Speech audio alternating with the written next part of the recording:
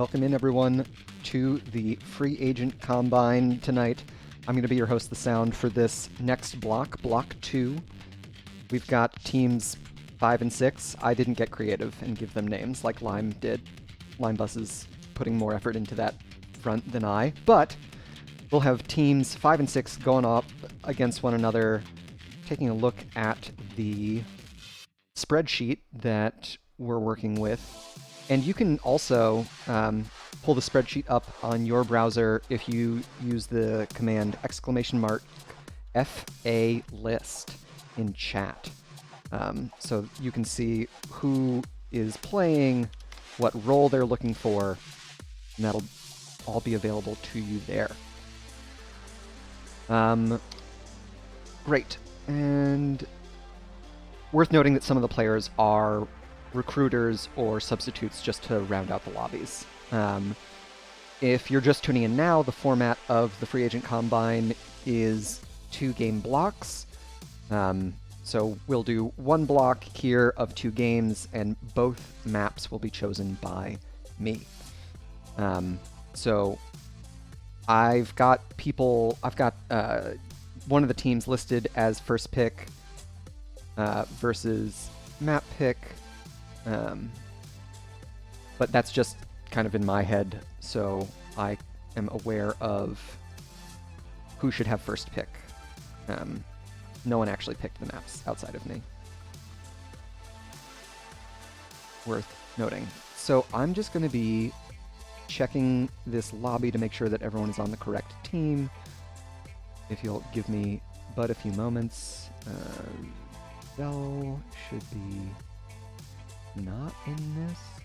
Oh no, Bella is. Okay. Bella, yes. Calkin, yes. Striker should be on the other team.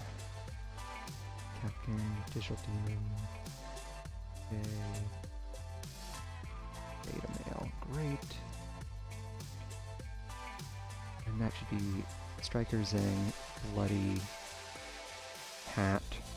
And we're looking for Survivor God. We'll just post the lobby link one more time. I hope everyone's been enjoying the games thus far this evening. Thank you for tuning in to continue watching.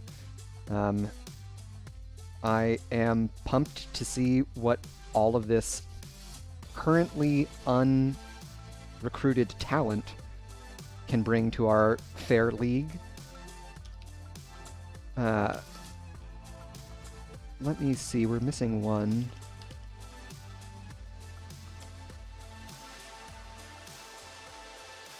Okay, let's see who we've got in the lobby. Villarivia, Calkin, Striker Killa, Prostman Pat, and Bloody Drapes are all names that I recognize.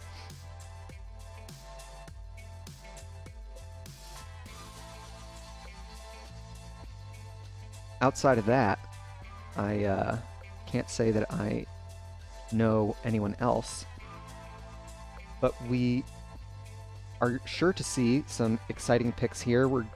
Let me, you know what, show you where we're headed for our map draft, shall we? Excellent. So, as we can see, we're going to Alterac and Tomb of the Spider Queen. Not chosen by anyone but me. Worth noting. And we are still waiting for Survivor God, so if anyone knows where that dude is, send him their way. Because we're still missing one.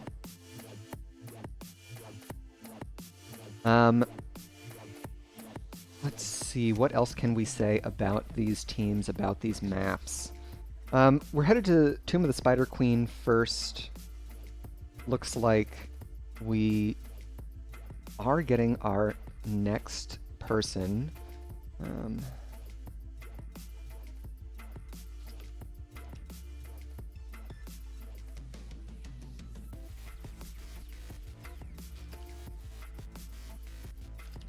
And we'll just double check to make sure that everyone who wants to draft gets to draft. And then we should be getting ready.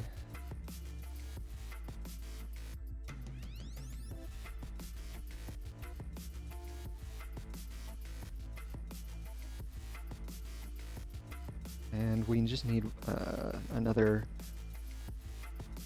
ready up from our second team here, and then we can actually get this show on the road.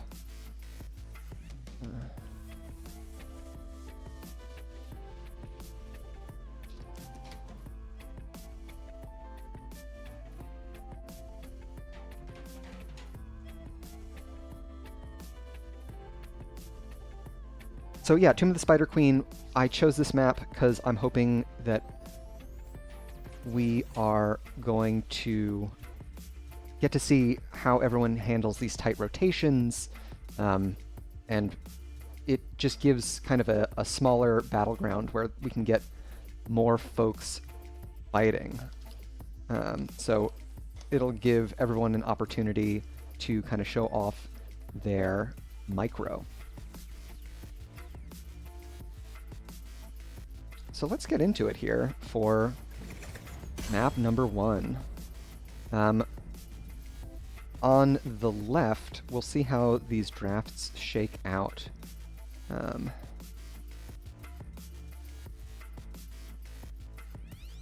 As soon as we've got all the players in the lobby. I know that some folks were having trouble with connection issues last game. Hopefully those will be all cleared up for this next block.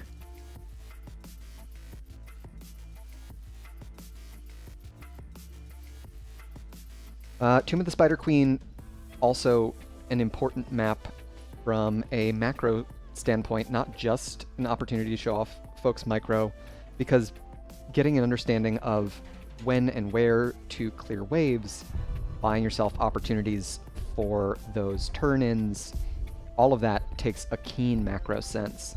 So I think it's definitely positive for anyone who's looking for a teammate who knows where to be and when to be there. We've got Brightwing and Anduin, our first bans, the hero pool narrowing considerably already. Brightwing probably one of the easiest first pick heroes available, just given how safe she is and how powerful she is in the meta. Vala, the next ban, a solid hero, definitely, and then there's the Joanna ban. She is kind of queen of tanks on this map, so not surprising to see her out of the mix. We'll see what Team 5 values the most here in the first pick. There are a lot of priority offlaners that are still available. Hogger and Blaze come to mind, because I'm a Hogger and Blaze one trick. And there we see it, Hogger first pick, Kalkin on that hero. We'll see how the geometry is from the drafter on the side of Tomb of the Spider Queen. Next two picks here, Hogger being a first pick, one of the virtues of that is that he is not easily countered. So these first two picks are going to really be more, okay, Junkrat and Anubrak, kind of letting us know what Team 6 is thinking as far as their priorities. And it looks like they have prioritized a super safe objective stall in the form of Junkrat, as long as along with some really great wave clear, and Anubrak, an excellent tank. We've got Greymane and Tyrande. Okay. So it looks like our blue team setting up for a excellent kind of pick comp. Kalkin saying that the Hogger pick is for me. I'm excited to see you on it, bud. So let's see what our next ban is here for our red team. Diablo, I think, is a great choice. Not only is this one of his better battlegrounds, but paired with a Tyrande, it is a potent kill combo. So red team, recognizing that, wants to take that sort of synergy off the table. Not necessarily the most straightforward combo to line up, Shadow Charge and Overpower both being large displacements, but even so, I think that's heads-up drafting from our red side. Next two picks here, they need a healer, they need an offlaner, and they have one more flex pick. Looks like they've got Sonya, likely to be in the offlane here. And Deckard Cain. Okay. Deckard Cain, no cleanse is the first thing that jumps out to me, and seeing the Tyrande on blue team's side, I would think that having a cleanse would be really helpful. Yeah, Varian and Jaina. This is a really potent combo. Starting right at level 4, they can start looking for those picks. Jaina also brings a lot of great wave clear, all important on Tomb of the Spider Queen. So it looks like a very cohesive draft on the side of Team 5. We'll look how Team 6 chooses to round it out with their final pick here. It's going to be Kale Foss. Okay. Spicy stuff. So let's take a look here as we get into game 1. Junkrat, Anub, Sonya, Deckard, KT against Hogger, Greymane, Tyrande, Varian, Jaina. I'm thinking I like blue team's cohesion a lot more. They've got a clear kind of game plan, which is always solid. But of course, Team 6 has a lot of really great individual playmaking heroes, the Anubarak, the Junkrat, even the Deckard Cain. So I'll be excited to see which team ends up taking it in the end as we get into our first map here. And we can introduce our teams here on the left side in blue. We've got Team 5. Kalkin on Hogger, Shadra on Varian, Digital Demon on Jaina, Beta Male on Greymane, and Villavira on Tyrande. And to the right in red, of course, we've got Red Team. Striker Killer on Anubarak, Zang Machine on Deckard, Prostman Pat on Junkrat, Bloody Drapes on Sonya, and the only Navi on Kale Foss. So taking a look at our level 1 talents as we get into the first wave of the game, we've got a Lion's Maw quest for Varian at level 1, looking to amplify the CC that he brings. We've also got a Triangle quest from Deckard, Scroll of Identify, looking for those roots.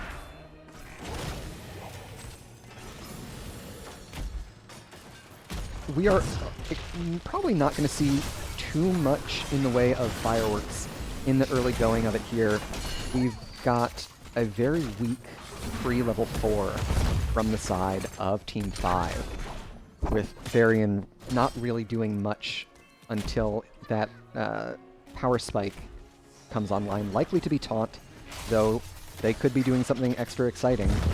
Shadra just walking straight through the bush there. Pretty scary, but it looks like Striker Killer does not want to take the opportunity to stun out the King of Stormwind. On the left here, we've got Beta Male starting up the Bruiser camp. There is no reciprocal camp started for Team 6, but they are well ahead on waves. It looks like experience is about even, though blue team doing a great job making sure that they are catching all the XP that they can. A little bit behind on the Shrine objective, though. Checking in on bot, we do have Kalkin starting up this siege camp. Blue team perhaps a little greedy to go for 2 camps simultaneously, with only Navi coming in. Oh, does he have the stun? They do, right under the tower as well. Really well played by Navi there. Navi, one of our 2 subs for the match. So unfortunately, that level of excellent play is not able to be drafted to all those watching.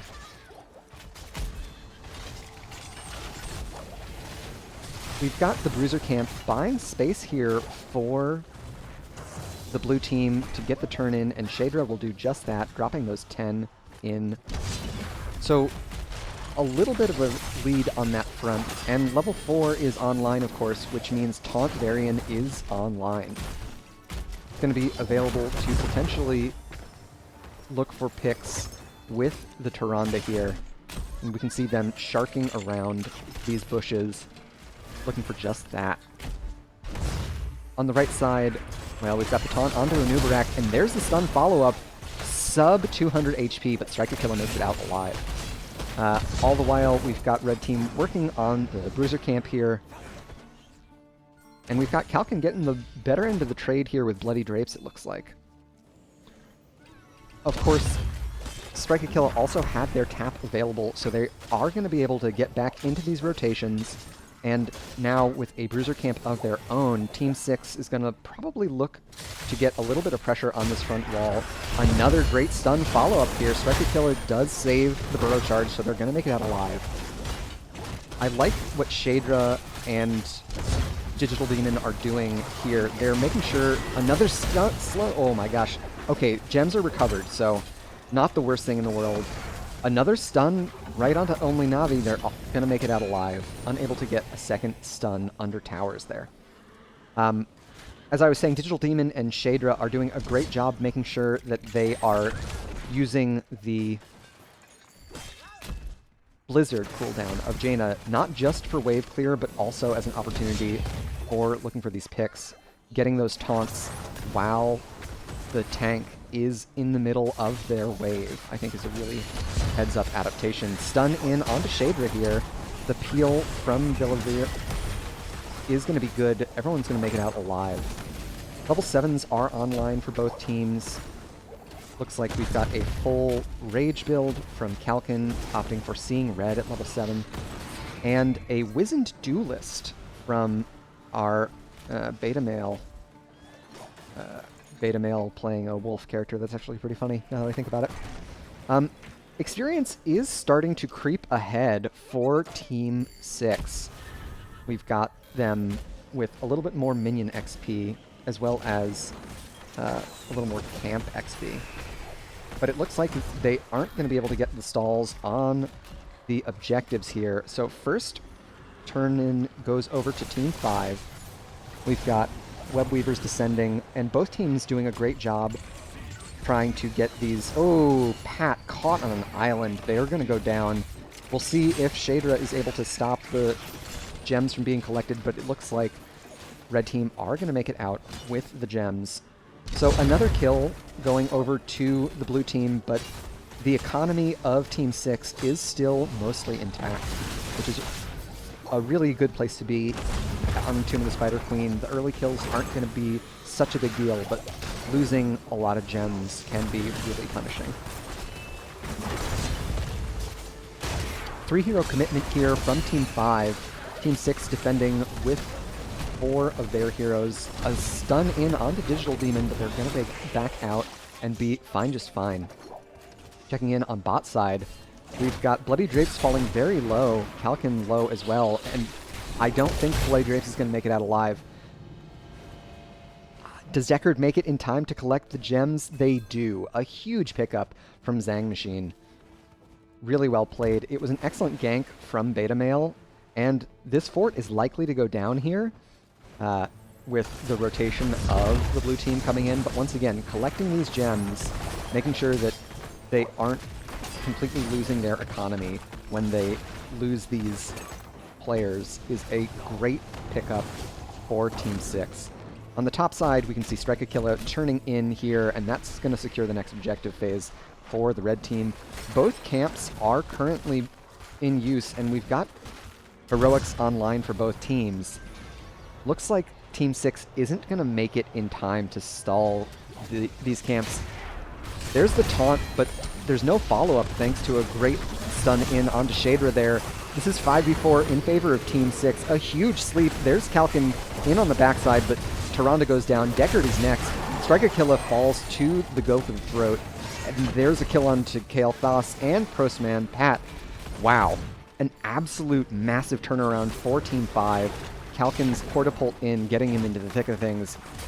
Toronto went down first, but it was all red in the kill feed after that. Blue team really cleaning up here. And it's going to give them a lot of space to defend this top objective, mostly for free.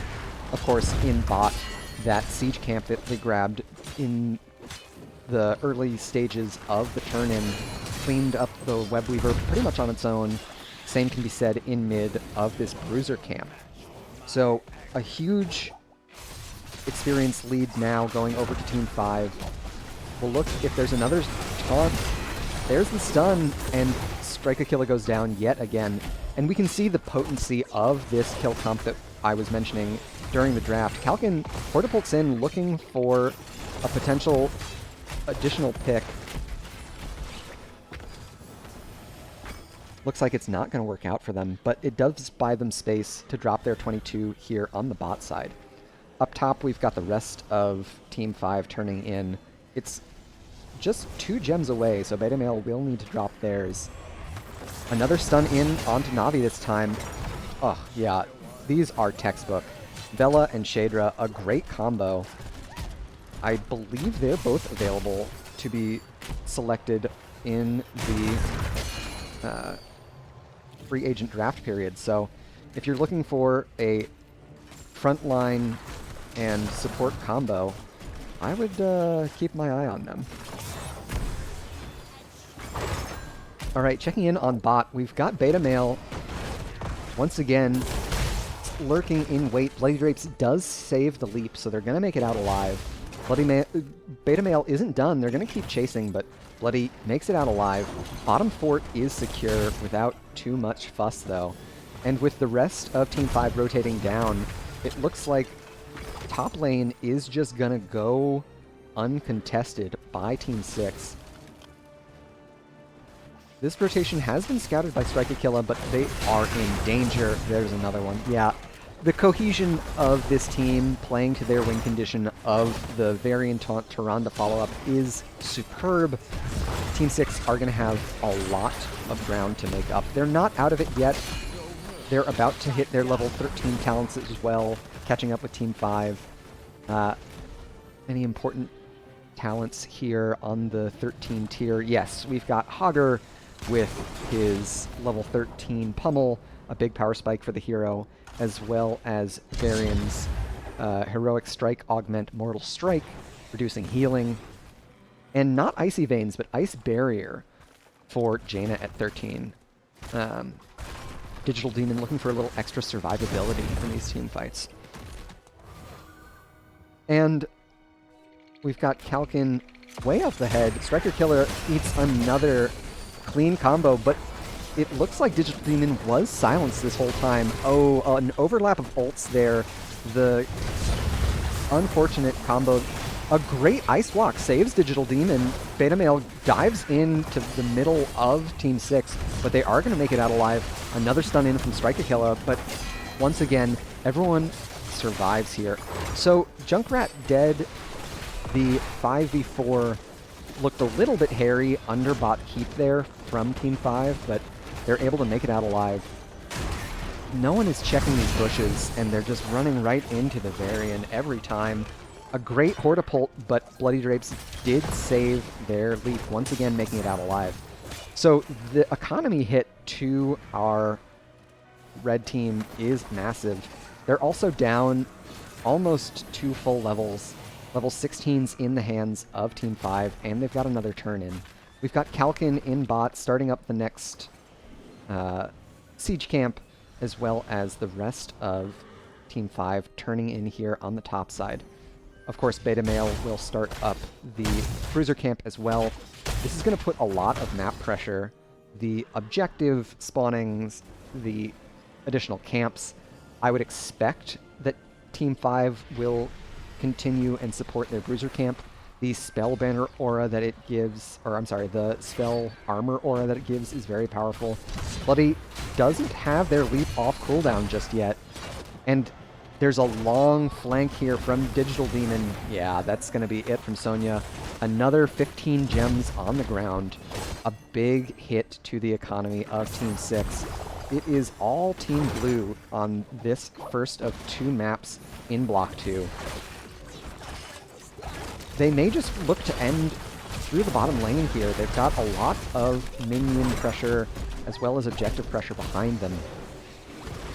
But it looks like with the threat of Junkrat's repositioning and Strikeakilla's decisive, stunning capabilities through the Anubarak, Team 5 is going to play it a little bit safer. Kalkin stepping up there, looking for a little bit of defense of their Siege Giants. And in mid lane, we've got the Keep starting to take pressure from the Bruiser camp and objective. Beta Male rotating up to support that push as well. Level 16's just around the corner for Team 6. Once they're on an even talent tier, I hope that they are able to find a good fight.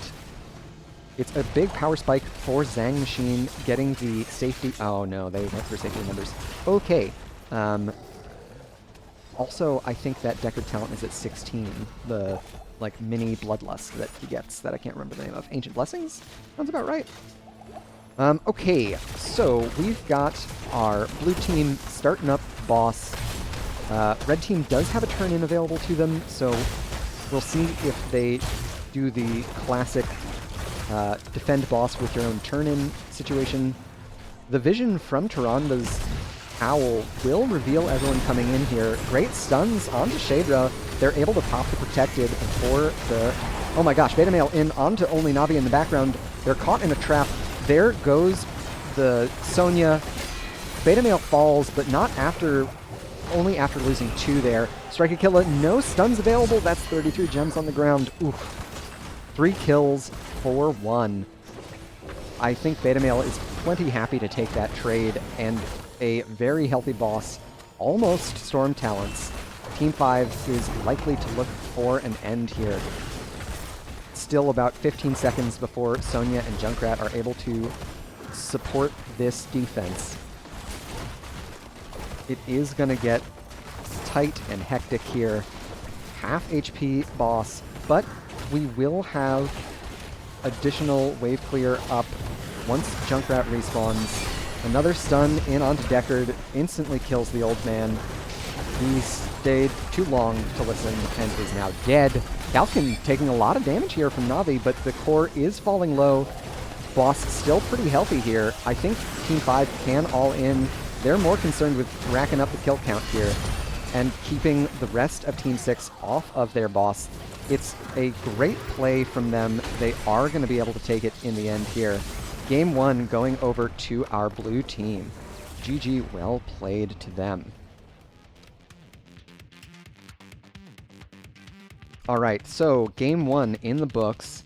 The kill comp of blue team, the really classic Varian Tyrande with burst damage behind it, was highly effective, and so they are able to go up 1-0 in this 2-game block.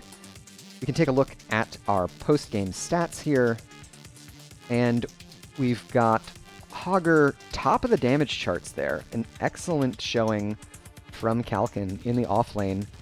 Of course, gotta shout out Digital Demon as well. They had a few really great plays with their ice block. It's pretty exciting stuff. I need to get this next lobby built up, so you'll have to excuse me while I mumble to myself a little bit. Before I start mumbling to myself, though, let's get back to the map selection screen here. Excellent.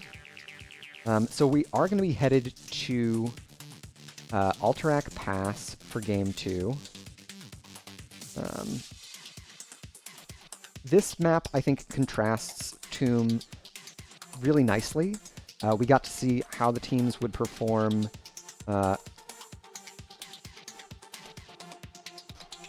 on a tight quarters map. But this is a far larger split push focused sort of map. Cheeky's asking who is streaming the upper bracket. I think if you click on the spreadsheet that I've got under the exclamation mark FA list command, that spreadsheet should have everyone who's casting each block, so definitely worth a check there. Okie doke.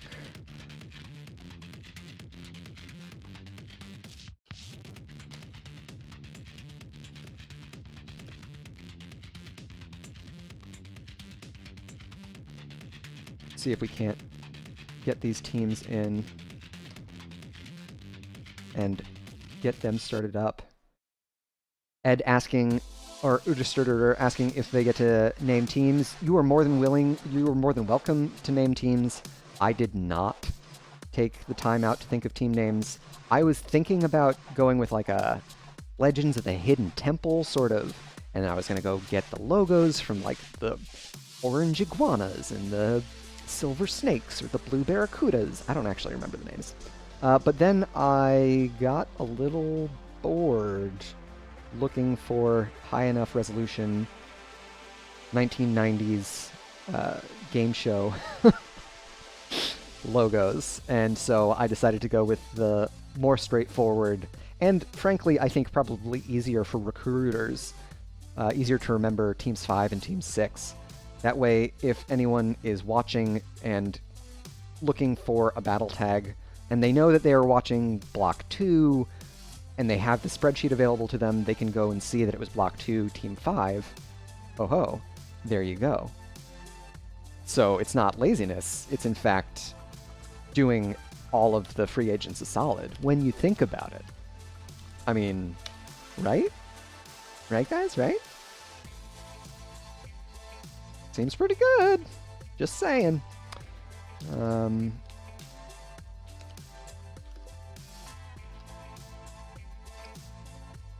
See if we can't find any of our players to join up. Keeps. Oh, you know what I keep doing? Ah, yes. You know what? Posting the lobby link in the lobby chat, not super helpful, guys.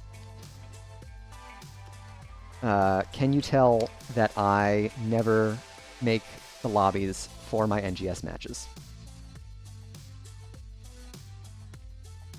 It's true, and that's why, because I messed up. Thank you for everyone's patience. Looks like we've got our next set of folks.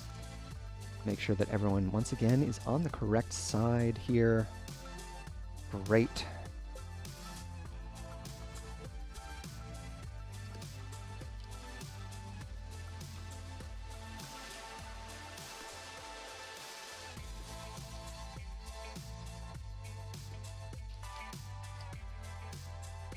Excellent, and we've got folks joining up now, so they should be good to go shortly. Gigantic Temple Guardian dude whose job it was to crush the dreams of children, who made it into the final arena. Yeah. Olmec, right? Love it. It was a fun show for those who weren't around to watch it. And I remember vividly the TLDR on the show is that kids dressed in brightly colored shirts and did sort of like trivia challenges and feats of strength, and then they had to go through, you know, you eliminate teams time over time, and eventually they get to the final temple and they have to run around and not get caught by dudes in I'm gonna go with questionably culturally insensitive costumes and makeup, and then if they get caught by those guys, then they don't get the prize, but if they make it through the maze, then they get the prize. And I can remember one time someone was so scared when the Temple Guardians jumped out, they just like stood perfectly still, cowering in the corner, and the Temple Guardian had to be like, "Oh, guys, it's bad, but it's not that bad. See, I'm still a person. You'll be okay." Needless to say, that person did not make it to the end there.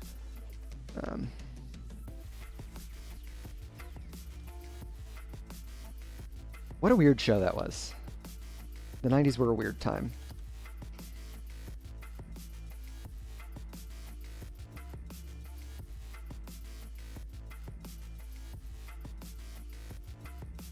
Great. And we've got all of our players in the lobby now. Excellent. People are happy with hats, it looks like.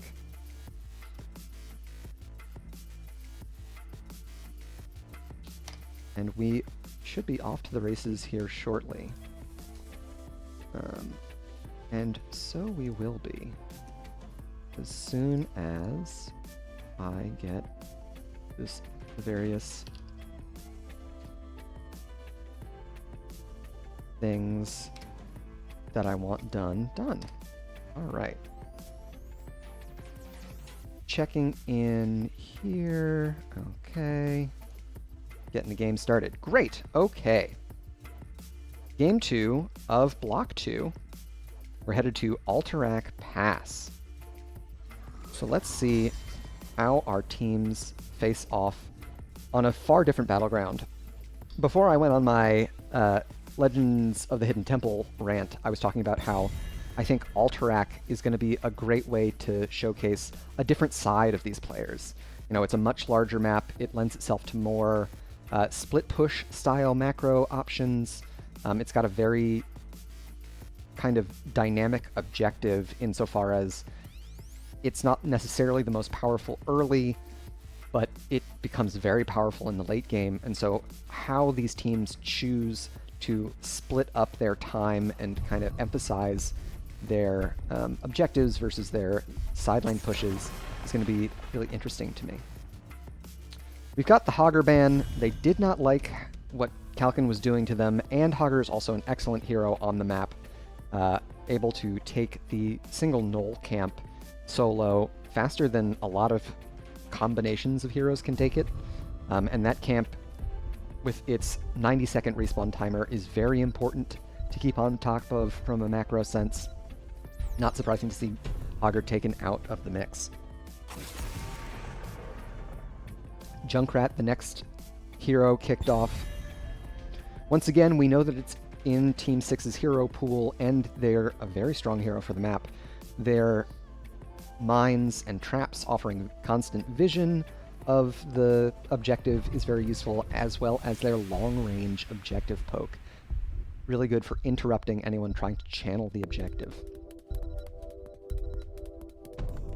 Other objective-based heroes that come to mind for me, I was just about to say Anubarak. Anubarak is a solid tank in general, but their ability to solo cap the prison defenders by spawning beetles is definitely a little bit of a special cheese for the map. Balaban once again on the side of Team 5. All right, first pick now for Team 6. We'll see. Joe is up, and so Joe is what we pick. Once again, very strong hero. Very good scaling on Joe into the late game. Alterac Pass is known to go late with her blind build, you know, E at 1, E at 16, hammers at 13. She's able to pump out a lot of damage as we get into the late game. All right, Zagara for Digital Demon. Interesting, interesting. As well as Samuro from Beta Male. All right. Looks like they are indeed favoring a split push style here for Team 5. I think it is suited to the map, makes a lot of sense. But it's not something that a lot of folks like to play against. Kind of responding with the Falstad. That global presence going to be helpful for keeping split push heroes from getting way, way, way far out of the game as far as value is concerned. And Gul'dan, solid wave clear as well as objective poke. So a good 2 picks here. All of the damage now selected for Team 6.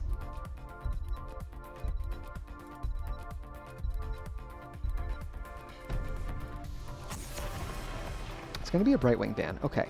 So trying to keep Team 6 from getting any further global hero.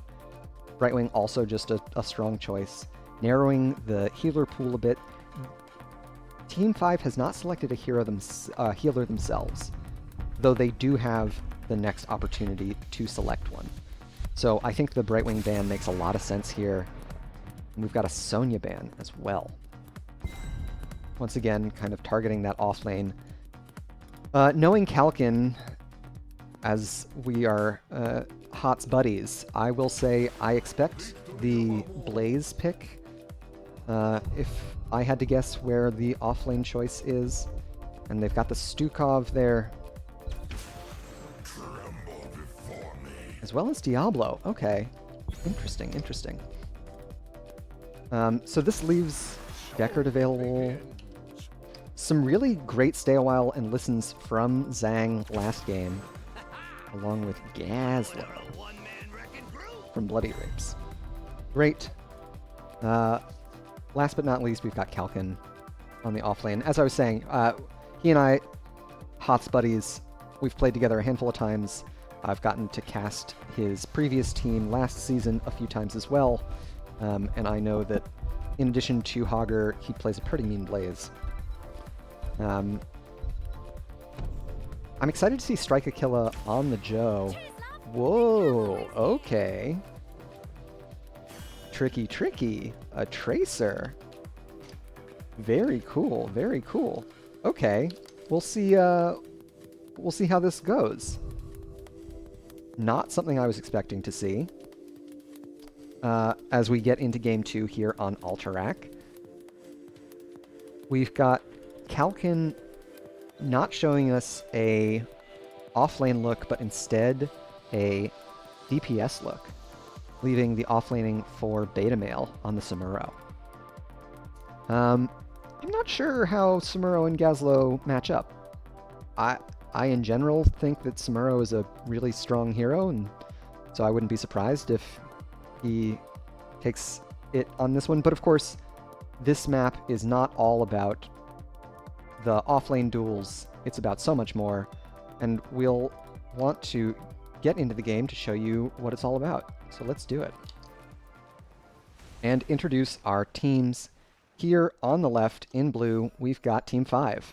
Kalkin on Tracer, Digital Demon on Zagara, Beta Male 404 on Samuro, Shadra on Diablo, and Veli Revia on Stukov. To the right in red, we've got Team 6. Strike Aquila on Johanna, Postman Pat on Gul'dan, Bloody Drapes on Gazlo, Zhang Machine on Deckard, and the only Na'Vi playing Falstad. First wave of the game, we can take a look at our level 1 talents.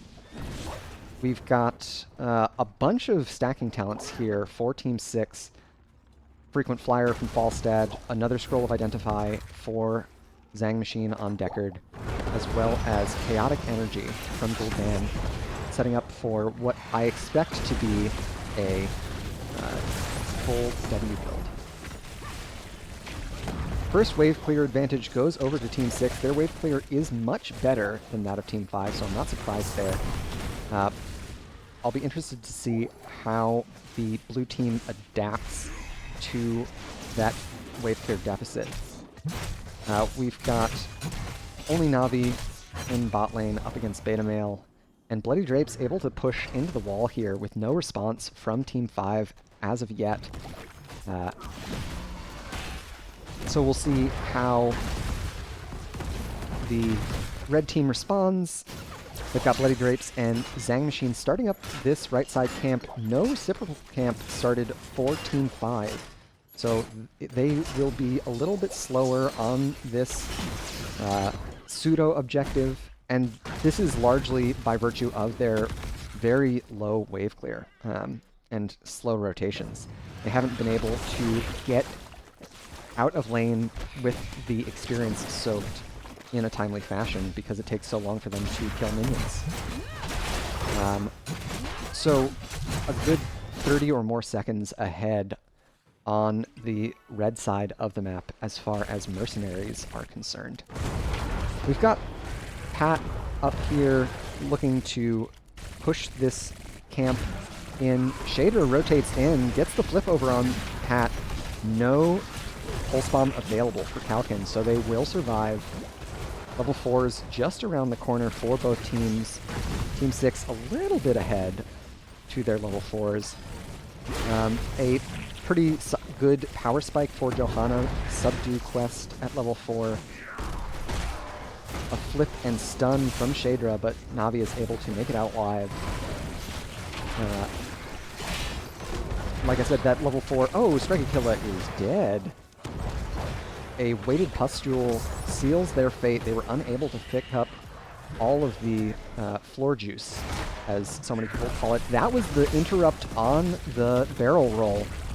Looks like Kalkin, once again, unable to find the kill, unfortunately. All the while, in topside, we've got Bloody Drapes pushing in on Beta Male. No serious siege damage secure here.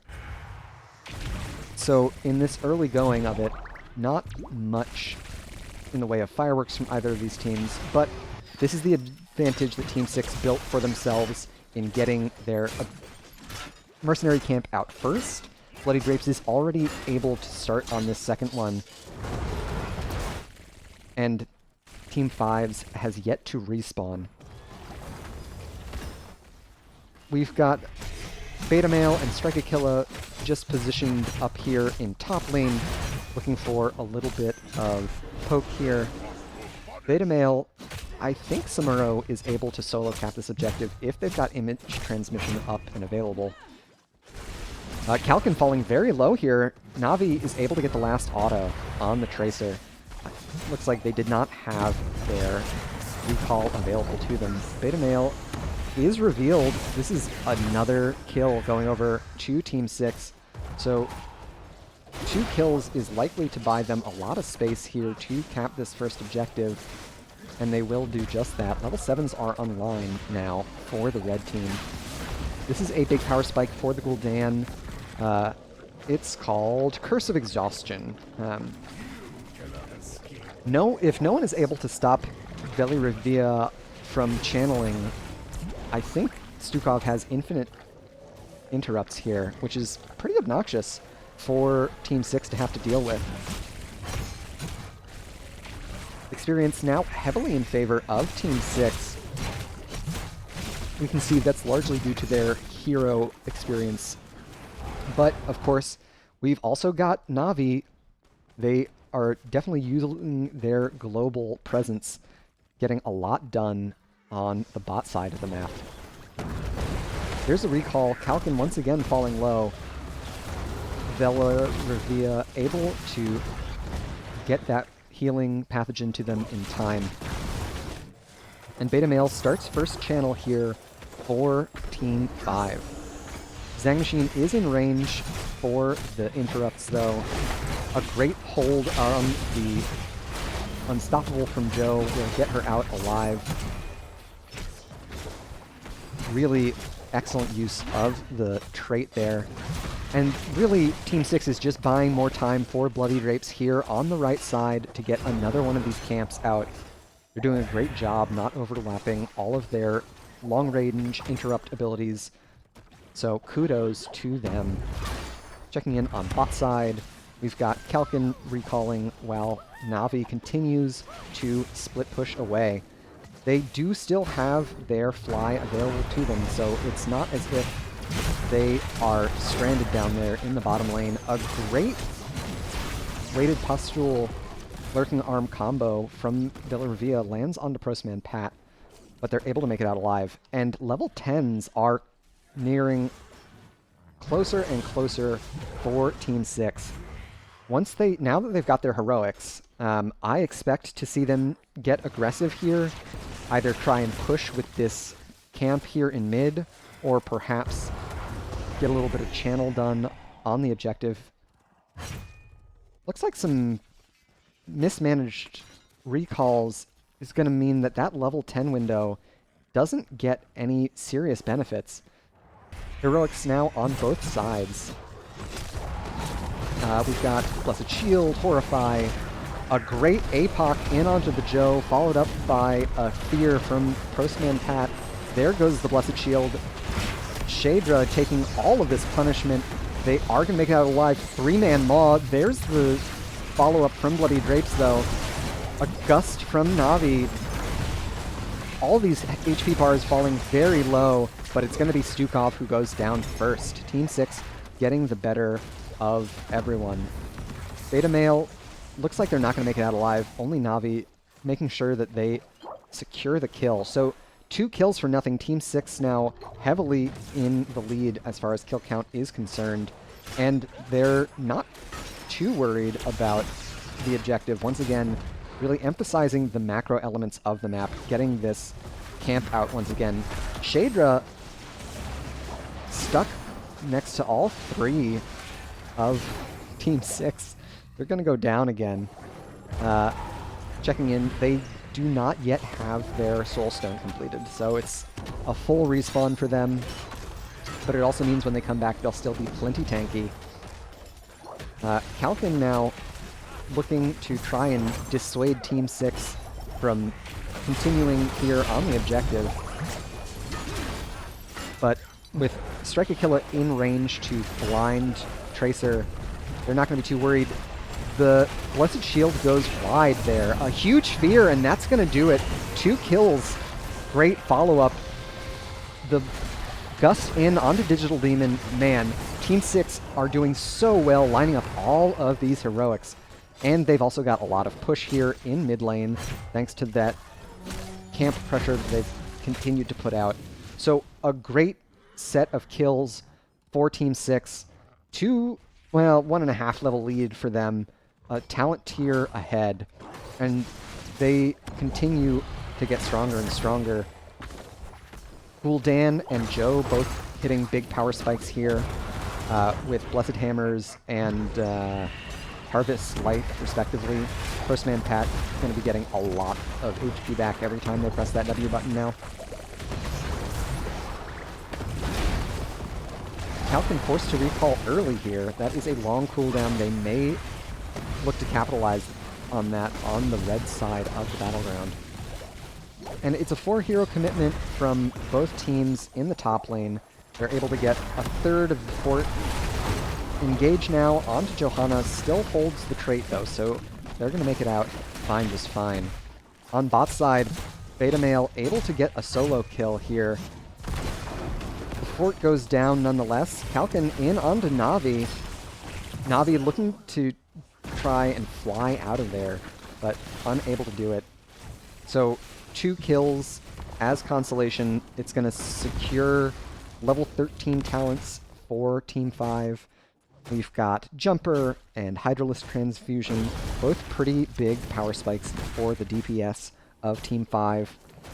And we didn't talk about it when heroics were selected, but it is an Illusion Master Samuro.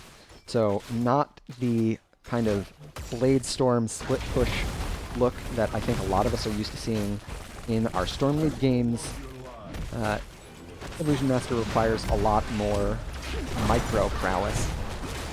Lots of heroics flying here. Shadra taking a lot of punishment, able to get the stun onto Navi before the gust comes out. So a great retreat from blue team. And a big commitment on the side of Team 6 as far as their heroics are concerned. I think they're happy to do it, given that they're so far ahead on the map, and the objective is not likely to spawn anytime soon. But not having a Horrify... Ooh, here comes the kill. Looking for Bloody Drapes. Kalkin getting the Bloody Blocks for a moment, and there's the Gust from Navi. 1 kill onto Tracer, another onto Stukov, and it is 10-3 in kills. With that, and level 16s in their hands, Team 6 are going to get started on top boss.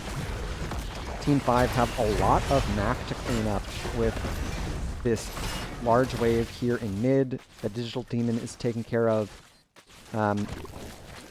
as well as Beta Male and bot taking care of what was a large wave as well. Prison camps available for contest in the next 10 seconds or so, but with a boss up against them and no level 16 talents, I don't expect Team 5 to put up much of a defense of their objective if Team 6 were to go for it. It looks like instead they're going to go for a double boss play here, getting onto bot boss. They do have Horrify and Fly up. I'm sorry, Gust up. So there's really no chance for, even if Team 5 were to contest, there's no way that they're going to get here and get the boss. And that's going to put pressure onto bottom keep. Checking in on the camp, Beta Male looks like they were just trying to find someone from Team 6 getting greedy and doing it solo. So another boss for Team 5 to contend with, but they do have 16s in hand. This is a huge power spike for Zagara. The Corrosive Saliva percent damage is a big deal. All of Zagara's summons now dealing percent damage. And as soon as Zagara finishes off that Bile Drop quest, she's going to get another spawn as well. A big slow onto Zangmachine, and there's the Maw onto one. Kalkin feared and sent in with the Horrify. They do still have one Blick. Bloody Grapes on the wrong side of the fight, but they're able to get a two-person Gravo. Lots of damage onto Vel here. Looks like they're going to go down. Only Navi falling low themselves, but once again, a decisive team fight win for Team 6. Really well played. What looked like a start to a pretty solid engagement with that big slow onto Deckard ended up a disastrous turn for Team 5, layering the Lornado is what it's called. Layering that with the Horrify in that tight choke did so much to just lock the heroes of Team 5 in place. Really well played from our blue team. All right, there's the first stun. Shadra stepping a little far out. They will get caught by the root here. They're falling very low. They were able to pop the soul shield, but Kalkin eats a full corruption from Crossman Pat. That is a lot of damage, amplified by their level 16 as well, Darkness Within. So it's going to be keep front wall in mid, probably not a keep front wall here in top, and checking in on bot lane. The fort did take some damage. The biggest issue that we've got now for the blue team is they are trailing very far in experience. We can see that's largely thanks to all of the hero kill experience that Team 6 has been able to secure. Team 5 has continued to soak, trying to make up on the hero side of things, but with more mercenaries, more structures, and more passive XP, Team 6 are well ahead to their heroic talent tier. Next boss is available in about 1 minute and 10 seconds.